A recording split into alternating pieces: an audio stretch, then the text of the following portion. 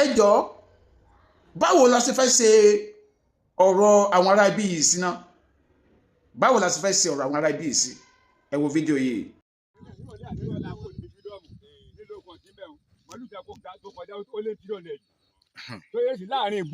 láàrin ìgboro jẹun kó màlúù kọjá ẹ dákun wọn ń da aláàmú nílùú Ẹ̀gbá abẹ́ o àti ẹjọ́ oyè Fúlàní ẹjọ́ oyè bòròró ẹ bá akẹ́sẹ̀ ẹ̀yìn ọmọ ìlú ẹ dákun wọn fẹ́ bàlújẹ́ máa lọ o ohun tá a fẹ́ ṣe sàbòrò ò tí ì yá o ó sara lédi ó sàlejò ni tí ń gbé nílùú tàbí ń ré kọjá lọ ẹjá bọ́ ọ̀nà tá a gbà tọ́ ìfòfin dìé o wọ́n fi sínú àwọn tá a fẹ́ jẹ náà ń kó fún màlúù o ẹ wo lẹ́lẹ̀ wẹ́ o mẹ́tì bẹ̀kẹ́ wa jẹ́.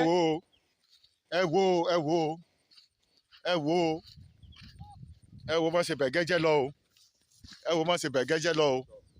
wọ́n fi business wọn destroy tiwa ní o ẹ bá mójútó. sáré mo fẹ́ kí n kankan yé gbogbo àwọn ọmọ Nàìjíríà tàbí gbogbo Yorùbá tó ń wò mí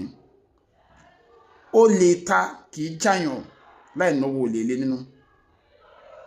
sẹ́rẹ́ àwọn ará ibi tẹ̀ ń wòye àwọn darandaran yìí gbogbo nǹkan tí wọ́n ń ṣe tí ò bá ní ọwọ́ àwọn kan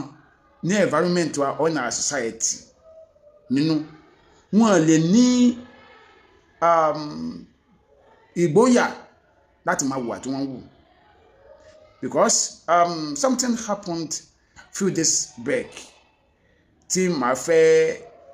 yànnàná fẹ́ yìnyín mo wà nínú meeting kan pẹ̀lú àwọn ọmọ Yorùbá kan nínú meeting yìí àwọn ń sọ̀rọ̀ nípa ìwà táwọn darandaran yìí ń wù ìkan nínú àwọn tájọ meeting yẹn èsì tó wá fún mi ni wípé táwọn màálù ò bá jẹ ewébẹ̀ kí la fẹ́ kí wọ́n máa jẹ pé sáwọn mọ̀ wípé ara nǹkan tó ń jẹ́ kí màálù wa máa dùn ní Nàìjíríà ju táwọn countries tó kù lọ ni wípé torí ewébẹ̀ tí wọ́n ń jẹ yẹn ń sara wọn lórí dáadáa mo wá ń béèrè wípé ok tí màálù bá wá jẹ ewébẹ̀ wa tán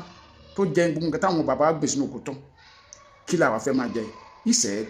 ṣebí gọ́ọ̀mẹ̀ntì adé máa import oúnjẹ láti abroad just look at that mentality same person adé tó padà sọ wípé Tinubu dá lọ́jọ́ wájú so ṣé ti wá yóò bá lẹ́nu tí mò ń sọ yóò kì í ṣe ìgbéra kì í ṣe tápà kì í ṣe yánmínì kì í ṣe Fúlàní kì í ṣe Haúsá Yorùbá bíi tèmi ni o Yorùbá bíi tèmi ni o so ṣẹ́kiri wípé most of our tapura wa ní Yorùbá gan na ń contribute sí ìṣòro tá à ń dojúkọ some of àwọn tá ìpè ní aṣáájú yín senators rep ministers and some other political appointees yẹn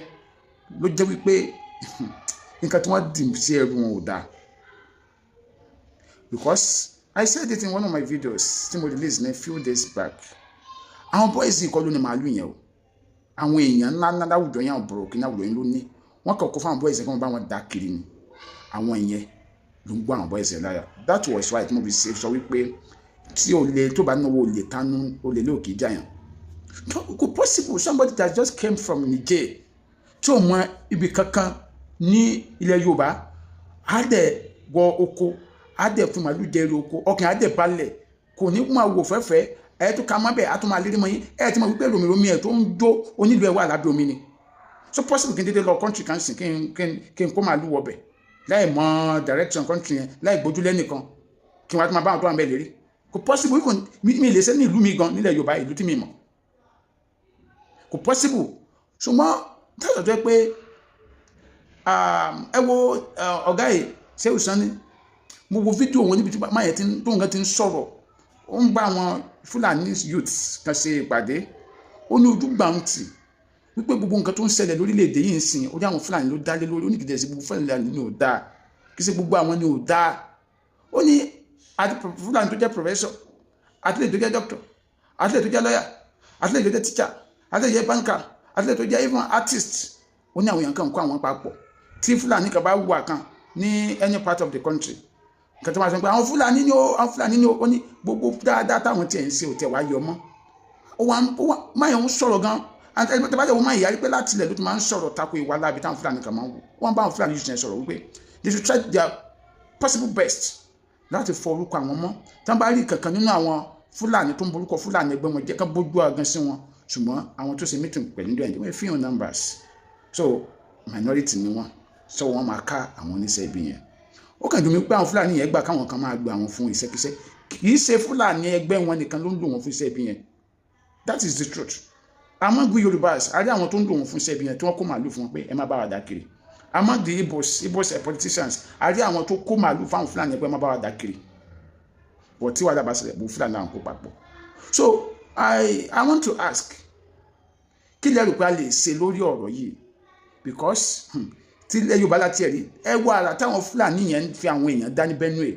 láti last week ẹ lọ wọ́wọ́ láàrin 2-3 days ra ẹ lè rí kẹ́ máa kà nínú newspaper wípé wọ́n gbẹ̀mí àwọn èèyàn ní Benue State kí ló dé fa ẹ máa já màálù wọ́n kọ́ àwọn ẹni yẹn ẹ máa jẹ gbogbo nǹkan wọn táwọn yẹn bá ti wá sọ̀rọ̀ ẹ máa pa wọn tàbí táwọn yẹn bá pa màálù kan ẹ máa wá lálẹ́ ẹ máa spray gbogbo àwọn tó wà ní village yẹn pẹ̀lú bọn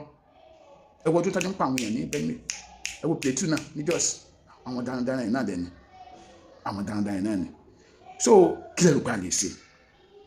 because lóòótọ́ à ń pariwo ìjọba ṣé bá àwọn tó wà níjọba àwọn tá a fi ṣaṣáájú adájú náà lórí àwọn people yìí ṣé lọ́n pé àwọn boys lónìí màálù yẹn ni no kí lè rò pé a lè ṣe so ni mo máa ń sọ̀rọ̀ wọn wípé àti dá orílẹ̀-èdè yìí ọwọ́ gbogbo wa ló wà àti dá nídàkejì ọwọ́ gbogbo wa ló wà kì í sọ̀rọ̀ ààrẹ nìkan àti dá wa àti dá country ọwọ́ gbogbo wa ló wà gbogbo wa la mọ̀ bí tá a ti ń fa country sẹ́yìn tá a ti jẹ́ kí orílẹ̀-èdè ní àlàáfíà ṣebí yẹn kan ló sọ̀rọ̀ rẹ̀ yẹn sìn pé ṣé èmi ò mọ̀ wípé wíbẹ̀ tí Fúlàní jẹ ló jẹ́ kí o máa pé ṣé èmi mọ̀ pé wíbẹ̀ tí àwọn màálù yẹn jẹ ló jẹ́ kó dùn ju ti country mi lọ ẹ wo ọ̀rọ̀ yẹn Yorùbá ló sọ bẹ́ẹ̀ ṣùgbọ́n ẹni bẹ́ẹ̀ bá ní àǹfààní láti sin màálù lọ́jọ́ iwájú ẹjọ́ ara wọlé máa dá ṣé kò ní pa ètù àfikún ọlọ́run bá sọ wa this is Ademade bye for now. Ade Omo Ade, advocate for the masses.